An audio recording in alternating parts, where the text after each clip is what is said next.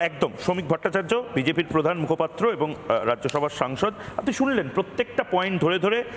আপনার সময় শুরু। দেখুন, আমার আলোচনার শুরুতেই মনে হলো আমরা এখানে হিন্দু মুসলমানের বিভাজনের রাজনীতি করছি। অনেকেই অতীতকে টেনে আনলেন, কিন্তু প্রশ্নটা যদি টেনে আনতেই হয় তাহলে শুধু 71 সাল থেকে হিসাব করলে চলবে না। আমাদের ওপরে যে উদ্বাস্তুর চাপ এসেছিল সেটা এসেছিল 1947 সাল।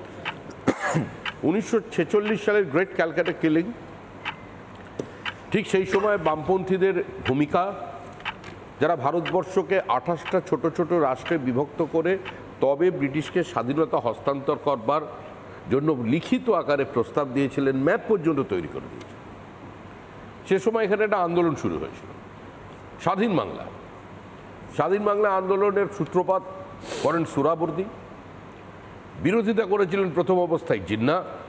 জিন্না বলেছিলেন কলকাতা না পাইলে এটা মত ইটেন বেঙ্গল, এটা আমার প্রয়োজন নেই। সোহরাওয়ার্দী স্পেশাল ট্রেনে মধ্যরাতে তিনি ট্রেন নিয়ে গেলেন, গিয়ে বোঝালেন যে আমি এখন পৃথক হয়ে যেতে চাই, পরবর্তীকালে আমি এটা সিসিট করছি না, আমি এর মধ্যে ঢুকে যাব। জিন্না চুপ করে গেলেন। বুঝে না বুঝে শরৎ বসু এবং কংগ্রেসের তৎকালীন সভাপতি কিরণ শঙ্কর রায় সেটাকে সমর্থন করেছিলেন। এরপরে এলো 1950 সাল। 1950 সালে নেহরু লিয়াকত চুক্তি।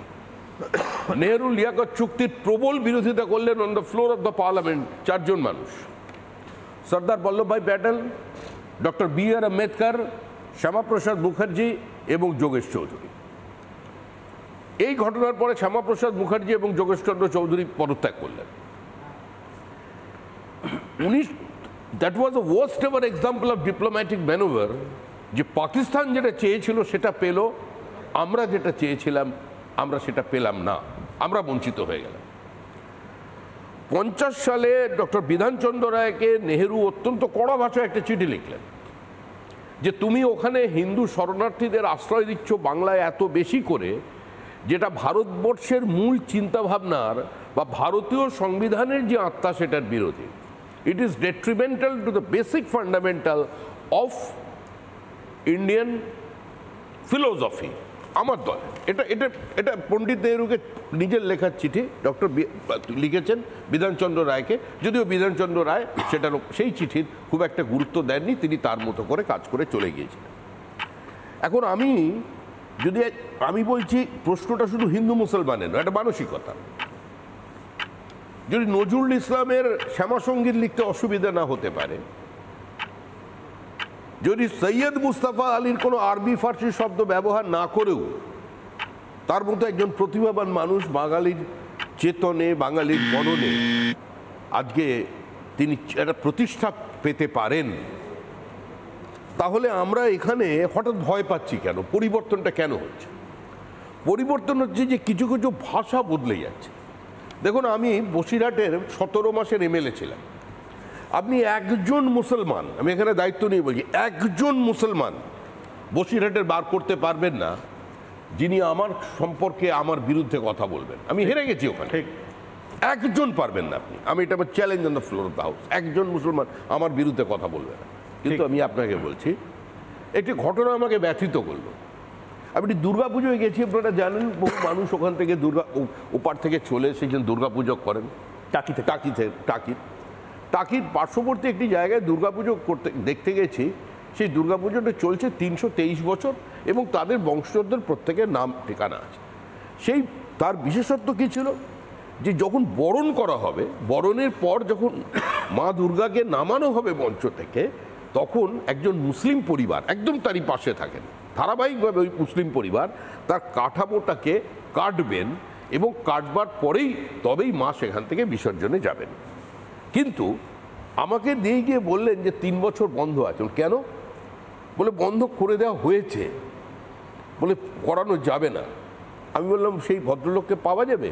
মানে ওই পরিবারের যিনি সবচেয়ে বয়োজ্যেষ্ঠ তিনি এটা কাজ করেন, এটা যুগ যুগ ধরে চলছে। আমি তার কাছে গেলাম, একজন অসতিপর বৃদ্ধ আমাকে দেখা মাত্র লুঙ্গি পরা অবস্থায় খালি গায়ে ঝরঝর করে কাঁদতে শুরু করলেন। বলে জানেন এই পরিবারদের সঙ্গে আমার সম্পর্ক কি আছে, কিন্তু আজকে এটা বন্ধ করে দেওয়া। আজকে দিগঙ্গায় দাঁড়িয়ে প্রকাশ্যে মিটিং চলছে, এই দেশ আমাদের ছিল, এই দেশ আমাদের ছিল, ব্রিটিশরা আমাদের হাত থেকে এই ক্ষমতা নিয়ে গেছে, আমাদের হাতে ক্ষমতা ফিরিয়ে আনতে হবে। প্রশ্নটা এই জায়গায়, একটা মানসিকতার পরিবর্তন হচ্ছে, ডেমোগ্রাফিক চেঞ্জেস তো আছেই, একটা আন্তর্জাতিক চক্রান্ত আছে, যেটা সোহরাওয়ার্দীর স্বপ্ন দেখেছিল 1946 সালে, সেই স্বপ্নকে তারা বাস্তবায়িত করতে চায়। এই আন্তর্জাতিক চক্রান্ত যদি কেউ বললে নেই, আমার কিছু সেখানে বলার নেই। আপনি বলছেন মমতা বন্দ্যোপাধ্যায় অনুপ্রবেশ নিয়ে তিনি সমস্ত কাগজ স্পিকারের টেবিলের উপরে ছুঁড়ে পড়লেন, আর সেই মমতা বন্দ্যোপাধ্যায় আজকে বলছেন অনুপ্রবেশ আবার কি, এ তো উপার বাংলার মানুষ যাবে আসবে মিলাবে মিলিবে। শেখ হাসিনা বোলপুরে প্রধানমন্ত্রীর পাশে বসে বলে গেলেন যে কেন থাকতে পারবে না, আমরা এত লক্ষ মানুষ যদি খেতে পাই তাহলে রোহিঙ্গারা কেন এখানে থাকতে পারবে না। তিনি প্রকাশ্যে প্রধানমন্ত্রীকে শুনিয়ে দিয়ে গেলেন যে তোমরা বিরোধিতা করছো, আমরা এটাকে মানছি। আজকে শেখ হাসিনা রোহিঙ্গাদের থেকে মুক্তি পেতে চাইছে, আজকে তিনি পেতে পারছেন না। এখন আমার কথা হচ্ছে যে পররাষ্ট্র নীতি নিয়ে, দেশের আভ্যন্তরীণ রাজনীতি নিয়ে বিতর্ক হতে পারে, কিন্তু পররাষ্ট্র নীতি নিয়ে কোনোদিন ভারতবর্ষে আজকের যে পরিস্থিতি, এই পরিস্থিতি তৈরি হয়নি। যারা দর্শক রয়েছেন তাদেরও অনেকগুলো প্রশ্ন রয়েছে, যে চারজন রয়েছেন তাদের চারটি প্রশ্ন রয়েছে। স্বর্ণজিৎ বাবু, আপনার কাছে যাচ্ছি শুরুতে, আপনার কাকে প্রশ্ন এবং আপনার প্রশ্নটি সংক্ষেপে। নমস্কার। নমস্কার। যে সমস্ত অতিথিরা আছেন তাদের প্রত্যেকের কাছেই আমার প্রশ্ন, পার্টিকুলার কারোর কাছে আমি এই প্রশ্নটা রাখছি না। হ্যাঁ, তো আমি একজন শিক্ষক, তো যখন এরম অনুপ্রবেশ ঘটছে, শয়ে শয়ে হাজারে হাজারে লক্ষ লক্ষ মানুষ কাঁটাতার পেরিয়ে ভারতবর্ষে প্রবেশ করছে, আপনাদের কাছে আমার একটা প্রশ্ন, আপনাদের কি মনে হয় না যে এর ফলে যারা প্রকৃত ভারতীয়, আপনি হিন্দু মুসলিম খ্রিস্টান জৈন সব কিছু ভুলে যান, যারা প্রকৃত ভারতীয় তারা বিপদে পড়ছে? ঠিক। আজকে আমি যে স্কুলে পড়াই, অনেক বাচ্চা আসে যাদের খুব ব্রাইট ফিউচার, আপনাদের কি মনে হয় না যে এই সমস্ত অনুপ্রবেশকারীরা আগামী দিনে চাকরি এবং যদি কেউ ব্যবসাও করতে চায় সেই জায়গাগুলো সবটা দখল করে নেবে? ঠিক। তাহলে আমাদের ছাত্রছাত্রীদের কি হবে? আপনাদের সকলের কাছেই প্রশ্ন, এবং আমি তন্ময় ভট্টাচার্য, এটা প্রতিকারের জন্য আপনারা কি ভাবছেন? তন্ময় ভট্টাচার্যের কাছে যাই, তারপরে আপনার কাছে আসছি। আমি তন্ময় দা, সংক্ষেপে। উনি একটা খুবই মূল্যবান প্রশ্ন করেছেন, খুবই ভ্যালিড প্রশ্ন। অবশ্যই প্রকৃত ভারতীয়দের কাছে এটা একটা বিপদ, এবং প্রকৃত ভারতীয়দের ভারতীয়ত্ব রক্ষা করতে গেলে এই অনুপ্রবেশ আটকাতে হবে, এ নিয়ে কোনো প্রশ্ন নেই। কিন্তু আমি এই বেসিক অ্যান্সারটা পাচ্ছি না। উনিও বলার সময় বললেন এইটা একটা হাইপোথেসিস, শয়ে শয়ে হাজারে হাজারে লক্ষ লক্ষ। আচ্ছা, ইফ ইট ইজ ট্রু, তাহলে পশ্চিমবাংলার জনবিন্যাসের সঙ্গে উত্তরপ্রদেশের জনবিন্যাসের, যেখানে শয়ে শয়ে হাজারে হাজারে লক্ষ লক্ষ না, পশ্চিমবাংলার জনবিন্যাসের সঙ্গে ওড়িশার জনবিন্যাসের, যেখানে শয়ে শয়ে হাজারে হাজারে লক্ষ লক্ষ না, পশ্চিমবাংলার জনবৃদ্ধির সঙ্গে বিহারের জনবৃদ্ধির, যেখানে শয়ে শয়ে হাজারে হাজারে লক্ষ লক্ষ না, তার তো একটা ফারাক সেন্সাসে ধরা পড়বে। দুই হচ্ছে, শ্রমিক অনুরোধ করেছে অনিতা দেওয়ান। অনিতা দেওয়ান খুন হয়েছিলেন, একটি নির্মম বিভৎস ঘটনা ঘটেছিল। কি ঘটনা?